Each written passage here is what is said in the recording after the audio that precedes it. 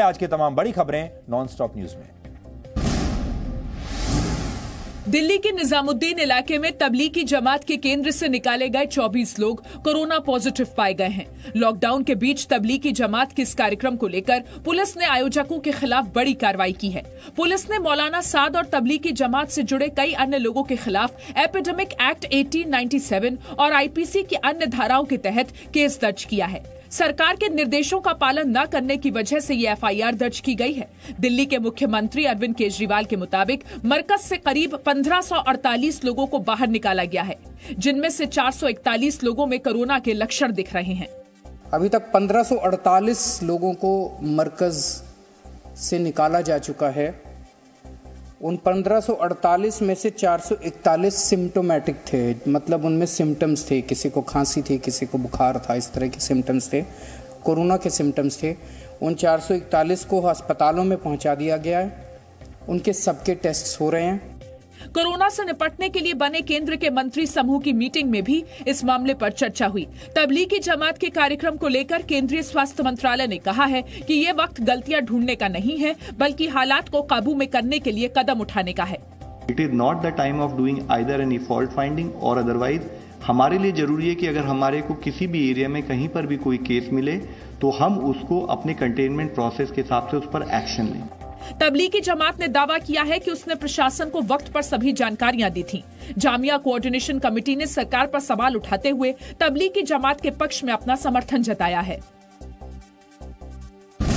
दिल्ली के निजामुद्दीन इलाके में तबलीगी जमात के केंद्र में विदेशियों की मौजूदगी पर बड़ा खुलासा हुआ है। गृह मंत्रालय से जुड़े सूत्रों के मुताबिक 1 जनवरी से 2100 विदेशी नागरिक तबलीगी जमात के कार्यक्रम में शामिल होने के लिए भारत आए।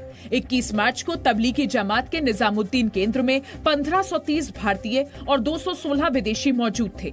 21 मार्च को देश के अलग अलग हिस्सों में 824 विदेशी तबलीगी जमात की गतिविधियों में शामिल थे। तबलीगी जमात से जुड़े 1060 विदेशी भारत छोड़कर जा चुके हैं। देश भर में काम कर रहे तबलीगी जमात के इन 824 कार्यकर्ताओं को क्वारंटीन में भेजा गया है। देश भर में तबलीगी से जुड़े 2137 लोगों की जांच हुई और इन्हें क्वारंटीन में भेजा गया। इस बारे में गृह मंत्रालय ने सभी राज्यों के मुख्य सचिवों को चिट्ठी लिखी थी। तबलीगी जमात में शामिल विदेशियों का कोरोना टेस्ट कराने का आदेश दिया गया था। अब तबलीगी जमात के कार्यक्रम में शामिल विदेशियों को ब्लैकलिस्ट करने की तैयारी है। सूत्रों के मुताबिक 6 मार्च से विदेश से आने जाने वाले हर नागरिक की जानकारी गृह मंत्रालय को दी जा रही है। सूत्रों के मुताबिक वीजा नियमों के उल्लंघन के तहत करीब 250 विदेशियों का वीजा रद्द होगा। वहीं गृह मंत्रालय देश भर में वीजा नियमों का उल्लंघन करने वाले इंडोनेशिया के 800 तबलीगी उपदेशकों को भी ब्लैकलिस्ट करेगा। देश के 19 राज्यों से लोग दिल्ली में हुए तबलीगी जमात के कार्यक्रम में शामिल हुए थे। इनमें से कई लोगों का कोरोना टेस्ट पॉजिटिव निकला है। कार्यक्रम में शामिल हुए 8 लोगों की कोरोना संक्रमण से मौत हो गई है। कार्यक्रम में शामिल तेलंगाना के 6 लोगों की मौत हो गई है। तमिलनाडु में कोरोना वायरस से संक्रमित 32 लोगों का संबंध तबलीगी जमात के कार्यक्रम से है। आंध्र प्रदेश में वायरस से संक्रमित कम से कम 21 लोग ऐसे हैं जो या तो खुद दिल्ली के कार्यक्रम में शामिल हुए या फिर कार्यक्रम में शामिल किसी व्यक्ति के संपर्क में आए। ओडिशा के 3 लोगों में वायरस का संक्रमण पाया गया है। हिमाचल प्रदेश के 17 लोगों में कोरोना वायरस की पुष्टि हुई है। दिल्ली के कार्यक्रम में शामिल हुआ कर्नाटक का एक व्यक्ति संक्रमित पाया गया है। बहराइच में 7 विदेशी नागरिकों को आइसोलेट किया गया है। बिजनौर में एक घर में छिपे तबलीगी जमात से जुड़े इंडोनेशिया के 8 नागरिक पकड़े गए हैं। 51 लोग मथुरा में पकड़े गए हैं, जिन्हें वृंदावन में क्वारंटीन किया गया है। यूपी के सीएम योगी आदित्यनाथ ने भी इस मामले पर बैठक की। यूपी में तबलीगी जमात से जुड़े लोगों की तलाश तेज हो गई है। मध्य प्रदेश में भी दिल्ली से लौटे 31 लोग मिले हैं।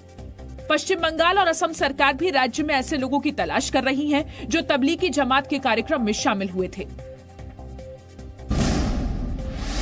देश में कोरोना के बढ़ते मामलों के बीच सरकार ने उन 9 जगहों की पहचान की है जहां संक्रमण सबसे तेजी से फैल रहा है। इनमें केंद्र शासित प्रदेश लद्दाख, पंजाब का शहीद भगत सिंह नगर, दिल्ली का दिलशाद गार्डन, दिल्ली का निजामुद्दीन इलाका, राजस्थान में भीलवाड़ा, महाराष्ट्र में पुणे और मुंबई, केरल में कासरगोड और पथानामथिट्टा शामिल हैं। देश की इन जगहों पर कोरोना के संक्रमण को रोकना सरकार के लिए इस वक्त सबसे बड़ी चुनौती है।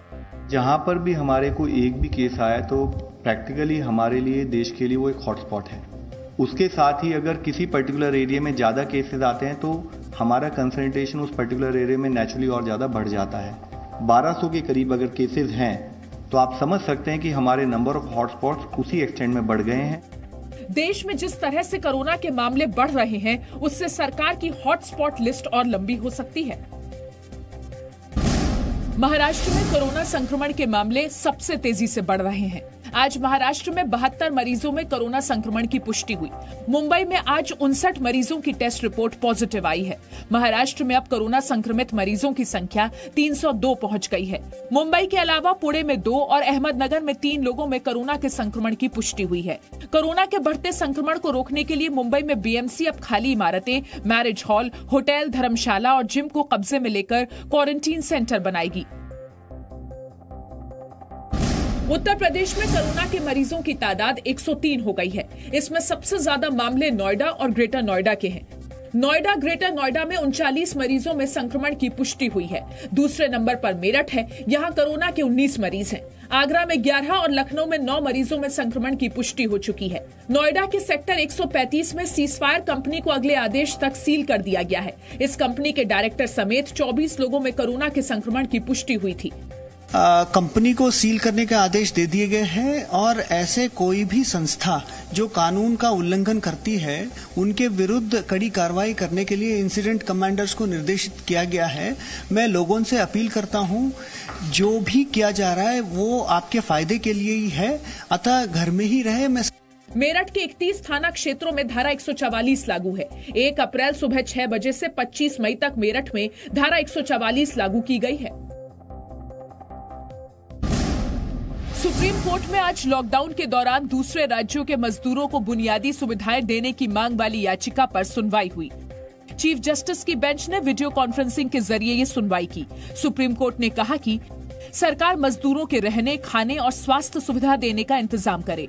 कोरोना की जानकारी के लिए 24 घंटे में पोर्टल बनाया जाए। लोगों में पैनिक कोरोना के संक्रमण से ज्यादा खतरनाक है। अफवाह फैलाने वालों पर सरकार कड़ी कार्रवाई करे।